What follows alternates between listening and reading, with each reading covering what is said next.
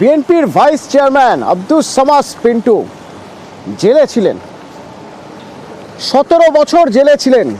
17 বছর পর জেল মুক্তি, মানে বাংলাদেশের এই মুহূর্তে কি পরিস্থিতি তা বুঝতে গেলে এটা বুঝতে হবে যে, এটা জানতে হবে যে এই আব্দুস সামাদ পিন্টুর মুক্তি কতটা জরুরি ছিল বিএনপির জন্য।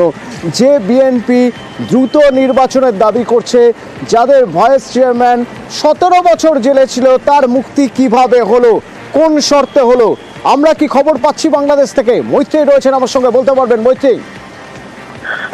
দেখো, অত্যন্ত তাৎপর্যপূর্ণ এই আব্দুস সালাম পিন্টুর মুক্তি। বিএনপি ভাইস চেয়ারম্যান, তিনি 17 বছর ধরে তিনি জেলবন্দি ছিলেন, এবং শুধু জেলবন্দি ছিলেন না, তিনি ফাঁসির দণ্ডপ্রাপ্ত আসামি ছিলেন।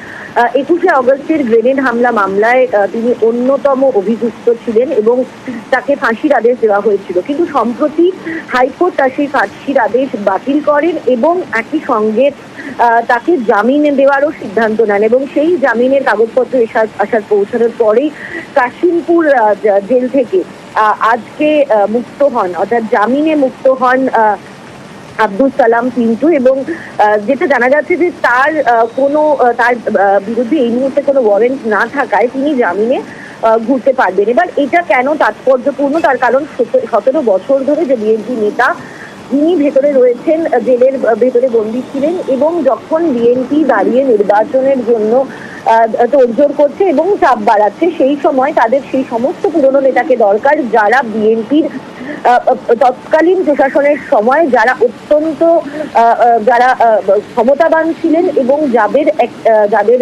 সংগঠনের উপর একটি প্রভাবশালী যারা, তারা যদি এক এক করে মুক্তি পান নির্বাচনের আগে দেয়ালে, তাহলে যে ফ্রি অ্যান্ড ফেয়ার ইলেকশন করে গণতান্ত্রিক পদ্ধতিতে সরকার আসার কথা বিএনপি বলছে, সেই ফ্রি অ্যান্ড ফেয়ার ইলেকশন কতটা হবে তা নিয়ে তো এবার মানুষের মনে সন্দেহ তৈরি হচ্ছে।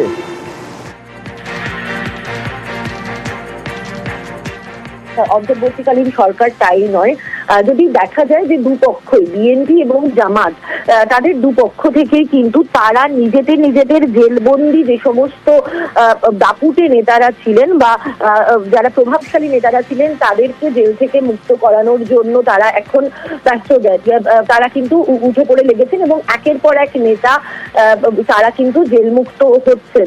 ফলে সেই জায়গায় দাঁড়িয়ে নির্বাচন যখন হবে, তখন এই দুই দলই কিন্তু তাদের সর্বশক্তি নিয়ে ঝাঁপাতে চাইবে বাংলাদেশের সরকার গঠন করার জন্য, এবং সেই ক্ষেত্রে দাঁড়িয়ে একেবারে আব্দুস সালাম পিন্টুর মুক্তি পাওয়াও কিন্তু অত্যন্ত তাৎপর্যপূর্ণ বাংলাদেশের রাজনৈতিক অবস্থার জন্য। ঠিক আছে, ধন্যবাদ মৈত্রী।